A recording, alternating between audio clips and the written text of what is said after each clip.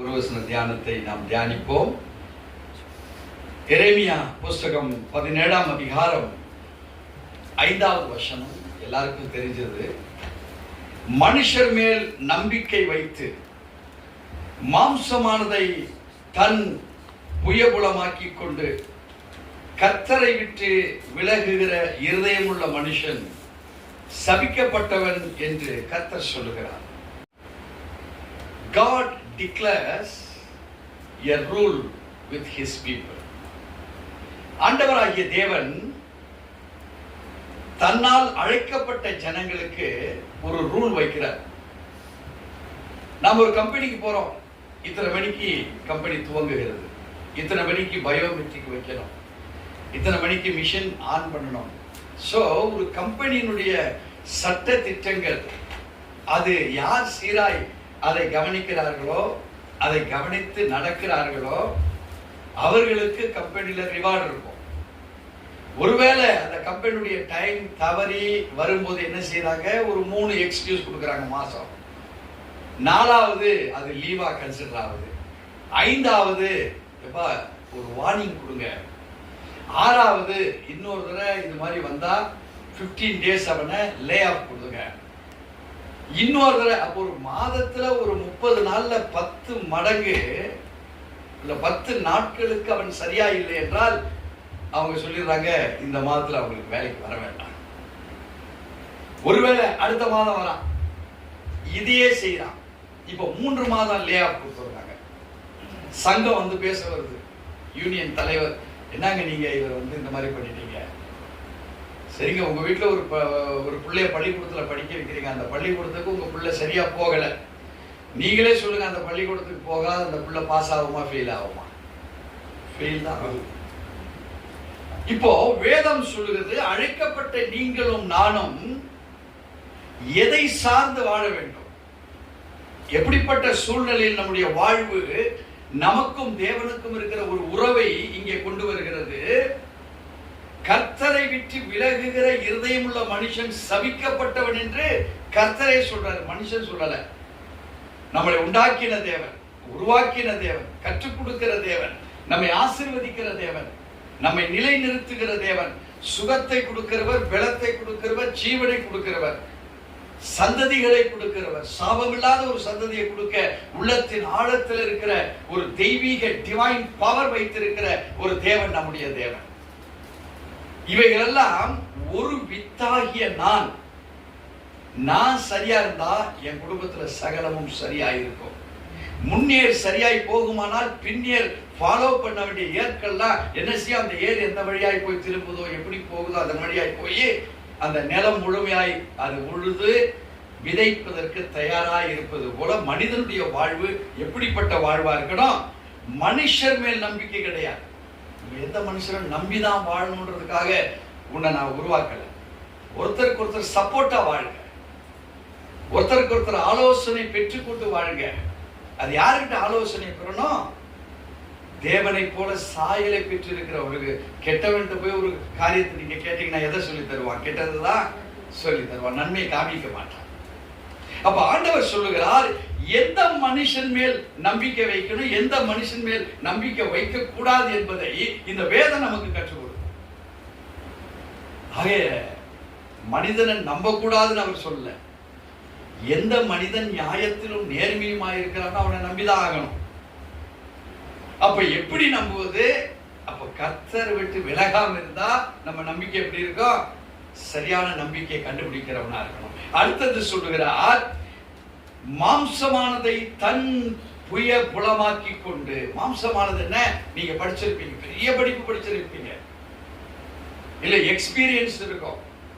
உங்க அனுபவத்தையோ உங்களுடைய படிப்பை நீங்கள் எதிர்பார்த்து வாழ்கிற வாழ்வு கிடையாது. நம்மளை ஏமாத்துகிறோம். ஓவர் கான்பிடன்ஸ், அதிக நம்பிக்கையில கொண்டு போய் தேவனை சார்ந்து வாழாத ஒரு வாழ்க்கைக்கு நம்மை கொண்டு போயிடும்.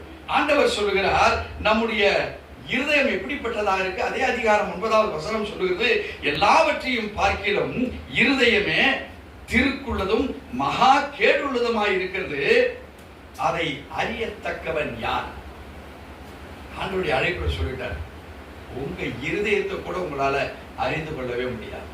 So there is no one to understand their own heart. அவங்களுடைய இருதயமே இங்க வேதத்தின் வழியாய் பார்ப்பீர்களானால் எல்லாவற்றையும் பார்க்கிறோம். உலகத்துல ஒரு கை, ஒரு கால், ஒரு சிந்தைகள், இது எல்லாவற்றையும் பார்க்கிறோம். என்ன சொல்லுகிறது பாருங்க, இருதயம் அப்படின்னு சொல்லல, இருதயமே. இந்த வேதவசனம் தெரியுதுங்களா? பைபிள் இருக்கவங்க படிச்சா தெரியும். எல்லாவற்றையும் பார்க்கிறோம், இருதயமே திருக்குள்ளதும் மகா கேடுள்ளதும் ஆயிருக்கு. உள்ள ஒண்ணு, வெளியே ஒண்ணு. இன்னைய வரைக்கும் உலகில ஒரு மனிதனுடைய இருதயம் உள்ளேயும் அதேதான், வெளியேயும் அதேதான் பேசுகிறாங்க. ஒரு மனுஷனை தேவன் இன்னும் பார்க்கல.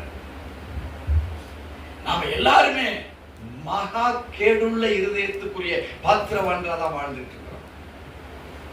அது மகா கேடுள்ளது என்று வேதம் தெளிவாய் சொல்லுகிறது. அப்போ ஆண்டவர் நம்மை என்ன செய்ய நினைக்கிறார், எப்படிப்பட்டவனாய் இருக்க விரும்புகிறார்? 10வது வசனம் சொல்லுகிறது, கர்த்தராகிய நானே ஒவ்வொருவனுக்கும் அவனவன் வழிகளுக்கும் செய்கைகளின் பலன்களுக்கும் தக்கதை கொடுக்கும்படிக்கு இருதயத்தை ஆராய்கிறவரும் உள்ளந்தரியங்களை சோதிக்கிறவராய் இருக்கிறேன் சொல்றார் ஆண்டவர். இதுல என்னன்னா, ஒரு நல்ல மெக்கானிக் கிட்ட உங்க வாகனத்தை எடுத்துட்டு போனா அந்த மெக்கானிக் அதை என்ன செய்து கொடுப்பாரு? சிறப்பா செய்து கொடுப்பாரு. இப்ப நான் புல்லட் வச்சிருக்கிறேன். 10 ஆண்டுகள் முடிந்து கிட்டத்தட்ட 7 மாதங்கள் கடந்து போயிருக்கு. 10.5 வருஷம் நான் வச்சிருக்கிற புல்லட். இன்னைக்கு அந்த வண்டியை ஸ்டார்ட் பண்ணீங்கன்னா அந்த ஒரிஜினல் கம்பெனில என்ன சவுண்ட்ல கொடுத்தாங்க அந்த சவுண்ட் தான் வச்சிருப்பான். அநேகர் 10 வருஷம் வண்டி வச்சிருக்கிறானான்னு தெரியல, ஒண்ணு வித்து போடுறான் கஷ்டத்துக்கு, இன்னொன்று வண்டி 2ஆ போயிடுது, இன்னொன்று அந்த சத்தம் பார்த்தீங்கன்னா டிராக்டர் சவுண்டு கேட்கும், மோட்டார் சைக்கிள் வண்டி. ஏன்? அதுக்கு பராமரிப்பு இல்லை. நம்ம வயிற்றுக்கு சாப்பாடு போடுவது போல, நம்ம வயிற்றை நாம் கிளீன் பண்ணுவது போல, நம்ம சுகமான நல்ல துணிகளை உடுத்தி நல்ல எழுந்துக்கிறது போல அந்த வண்டிக்கு ரெஸ்ட் கிடையாது. காலையில் ஆரம்பிச்சோம்னா எங்கெங்க போகணுமோ அதுதான். நான் எல்லாத்துக்கும் புல்லட் எடுக்க மாட்டேன். இங்கிருந்து ஒரு சில தூரங்கள் நடந்துதான் போவேன். அது இந்த வண்டிக்கு நல்லது, அது அந்த வண்டிக்கு நல்லது. தேவச்சனமே, அப்போ இந்த வேத வசனம் இது என்ன உள்ள வைத்திருக்கிறது தெரியுங்களா? இந்த வேத வசனம் சொல்லுகிறது, உங்கள் இருதயத்தை ஆராய்கிறவரும் இருதயங்களை சோதிக்கிறவருமாய் இருக்கிறேன். அவர் நம்மளை என்ன செய்யறாரு? What kind of heart is yours? அதை சோதித்து பார்க்கிறார் நம்ம இடத்துல. ஏன்னா அவர் தான் சீஃப் மெக்கானிக், அவர் தான் டிசைன் பண்ண மெக்கானிக். இந்த இருதயத்துல என்ன கோளாறு இருக்குன்னு அவரால் தான் கண்டுபிடிக்க முடியும். ஏன்னா நம்மளால முடியாது. அப்போ ஒருத்தன் சபிக்கப்பட்டவனாய் வாழாதபடிக்கு அவன் தேவனுக்கு பிரியமானவனாய் வாழ வேண்டும் என்றால் அவனுடைய வாழ்க்கை எதை சார்ந்து இருக்க வேண்டும்? 7வது வசனம் சொல்கிறது, கர்த்தர் மேல் நம்பிக்கை வைத்து கர்த்தரை தன் நம்பிக்கையாக கொண்டிருக்கிற மனுஷன் அவன் தான் பாக்கியவான். சோ நம்முடைய டோட்டல் ஒரு ஃபெய்த், ஒரு பிலீஃப், அது தேவனை சார்ந்து வாழுகிற வாழ்க்கை யாரிடத்துல இருக்கோ அவனை தேவன் பாக்கியவான் என்கிறார். நம்ம சுய விருப்பம், நம்முடைய சுய சிந்தைகள், நம்முடைய சுய ஆத்மாவில் எழும்புகிற ஆசைகள், கண்களின் பார்வைக்கு காண்கின்றவைகள், காதுகள்ல அமாமை ஒன்ன சொல்லிட்டு போற அதை கேட்கிறவைகள், ஓ இருதயம் ஓ சிந்தை சொல்லுகிற ஒரு வாழ்க்கைக்கு போகாதீங்க. பிசாசு உங்க மனதை வஞ்சிருப்பான், உங்க சிந்தைகளை வஞ்சிப்பான். ஆண்டவர் சொல்கிறார், உங்கள் நம்பிக்கை எல்லாம் தேவன் மேல் இருக்குமானால் ஒரு கழுதை உனக்காக பேசும். கழுதை பேசுமா? பேசாது. ஆனா கழுதை வேதத்துல பேசி தேவச்சனமே, உன் நம்பிக்கை எங்கே இருக்கிறது என்று சற்று சிந்தித்து பாருங்கள். ஓட்டுகிற வண்டி கூட பெட்ரோல் தான் நின்றோம். It is a truthful vehicle. அந்த வண்டி உண்மையான ஒரு வண்டி. பெட்ரோல் தீர்ந்து போச்சு, நான் ஓட மாட்டேன், இந்த 2 சொட்டு தான் இருக்குது, துருணும். அப்ப தெரியும், வண்டி வந்து பெட்ரோல் காலி போல கவனிக்கல. நீங்க கரெக்டா பாத்தீங்கன்னா பெட்ரோலே காலி. ஒரு வாகனம் உங்களுக்கு சொல்லுகிறது தன் நிலையை. தேவ ஜனமே, உன் மனசாட்சி சொல்லுமா? உன் மனசு சொல்லுமா? உன் விசுவாசம் சொல்லுமா? ஒண்ணுமே சொல்லாது.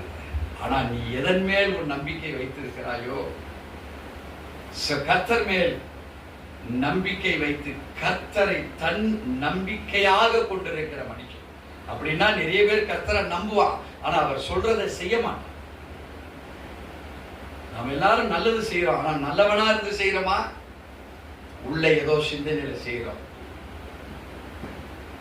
உங்களுக்கு பிரியமானவனுக்கு தான் பொருள் கொடுப்பீங்க, உங்களுக்கு வேண்டப்பட்டவனுக்கு தான் ஆசை வார்த்தை பேசுவீங்க.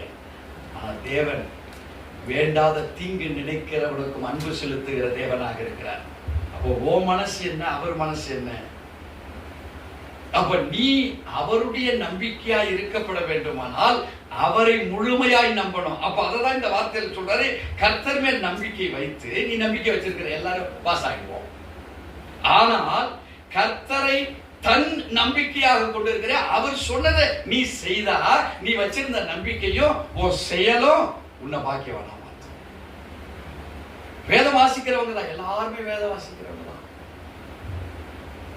ஆனா எல்லாரும் நல்லவங்களா? புத்தியிலே அந்தகாரப்பட்டவர்களாய் நாம் வாழுகிறோம். So the design of God, தேவன் எதற்காக நம்மை உருவாக்கினாரோ அந்த டிசைன் ஃபேக்டரா நம்ம இருக்கணும். அதைத்தான் வேதம் தெளிவுபடுத்துகிறது. ஒருவேளை நீங்க உங்க பெலனை அல்லது மனுஷனை உங்களையே ஒரு மனுஷனா எடுத்து நம்பி நீ ஏதாவது காரியத்தை செய்வீர்கள், ஆனால் வேதம் சொல்லுவது அவன் சபிக்கப்பட்டவன் என்று ஆண்டவரே அந்த வார்த்தையை நமக்கு பிரகடனப்படுத்துகிறார். வேற யாருமே தீர்க்கதரிசி சொல்லல, பட்சி சொல்லல, கழுத பேசலாங்க. பேசினவர் யாரு? வானத்தை தன்னுடைய சிங்காசனமாகவும் பூமியை தன்னுடைய பாதபடியாய் வைத்திருக்கிற தேவன் சொல்லுகிறார். தேவன் ஜனமே, எத்தனையோ காரியங்கள் ஒப்பு கொடுக்குறோம்னு சொல்றோம். பிள்ளைய பார்த்து சொல்றோம், டே அப்பாவுக்கு கீழ்ப்படினான்னு சொல்றோம். நம்ம அம்மா சொல்லுது, டே அப்பா சொல்லும்போது சரியா இருக்குண்டா சொல்லுது. ஆனா அந்த அம்மா கேக்குதா? இப்ப நீ எத்தனையோ பேருக்கு அட்வைஸ கொடுக்குற, எத்தனையோ பேருக்கு சாட்சிய சொல்ற. உன்னுடைய சாட்சி தேவனுக்கு உண்டானதா இருக்கா? நாம் சிந்தித்து பார்ப்போம். சோ தேவன் நம் மத்தியிலே வார்த்தையாக இருக்கிறார். இயேசு நம் மத்தியிலே வார்த்தையாக இருக்கிறார். அல்லாஹ் யோவான் 1:1 பார்க்கிறோம், அவர் ஆதியிலே வார்த்தையாக இருந்தார். So the word confirms you who you are. The word determines you. உன்னை தீர்மானிக்குது யார் என்று. அல்லேலூயா. So வேதம் நமக்கு ஒரு கண்ணாடியாக, நீ முகத்தை பார்க்கிற பொழுது உன் மேல உன் முகத்துல என்ன குறை இருக்குன்னு அந்த கண்ணாடி காமிக்குதா? உங்க வீட்டுல இருக்கிற கண்ணாடி காமிக்குதா? கண்ணாடியா பார்த்தா இங்க மை சரியா போடலன்னு காமிக்குதா? முடி இங்க தொங்கிக்கிட்டு இருக்குது, அந்த தூக்கி உள்ள சொருவி அப்புறம் அந்த முடியை கரெக்ட் பண்ணீங்கன்னா அது உள்ள போய் நின்னுக்குது. அந்த கண்ணாடி என்னைக்காவது உன்னை பார்த்து நீ அசிங்கமா இருக்கு, நீ நல்லா இரு, என் பக்கத்துல வந்து என் கண்ணாடி என்ன நீ பார்க்காதன்னு கண்ணாடி எதுனா சொல்லுதான்? இல்ல கண்ணாடி விட்டு அகன்று போயிடுற, அந்த கண்ணாடி கோச்சிக்குதா? ஏன் என்னை விட்டுட்டு தள்ளி போயிட்டேன்? இல்ல அந்த கண்ணாடியை நம்ம உடைக்கிறோமா? ஏன் என்ன அசிங்கமா காமிக்கிறேன்னு உடைக்கிறோமா? அந்த கண்ணாடி இருக்கிறதால தான் நம்ம குறை என்ன, நம்ம தள்ளி போயிட்டோம்னா அது ஒன்றும் சொல்றது இல்லை. நம்மள ஒரு கண்ணாடி எவ்வளவு நீதி நியாயமா நடக்குது. யார் வீட்லயாவது இருக்கிற கண்ணாடி கோச்சு இருக்குதா? ஆனா அது நமக்கு சொல்லி கொடுக்குது. என்ன சொல்லுது? இதெல்லாம் கரெக்ட் பண்ணுங்க. அதை கரெக்ட் பண்ணிட்டு வெளியே வரீங்க, உங்களை பார்த்த உடனே கேட்குறாங்க, சிஸ்டர் பெர்ஃபெக்டா இருக்கிறீங்களே. சோ நீ யாராய் இருக்கும்படி உன்னை விரும்புகிறார். உங்களுடைய இருதயம் கேடும் மகா கிருப்புள்ளது, மகா கேடு உள்ளது. சோ உங்க இருதயத்தை நீங்க ஸ்டடி பண்ண விரும்புகிற பொழுது the word வார்த்தை நம்மளை சீர்படுத்துகிறதா இருக்குது. விசுவாசிக்கிறீங்களா? இன்னையிலிருந்து உங்க இருதயத்தை கூட கொஞ்சம் கரெக்ட் பண்ணுங்க. அது கூட நம்மளை ஏமாத்துறது. கர்த்தர் மேல் ஒரு நம்பிக்கை வைக்கிற மனுஷன் அவன் பாக்கியவானாய் மாறுகிற அனுபவம். தேவன் தாமே உங்களையும் என்னையும் இந்த வார்த்தையை கொண்டு ஆசீர்வதிப்பாராக. ஆமென்.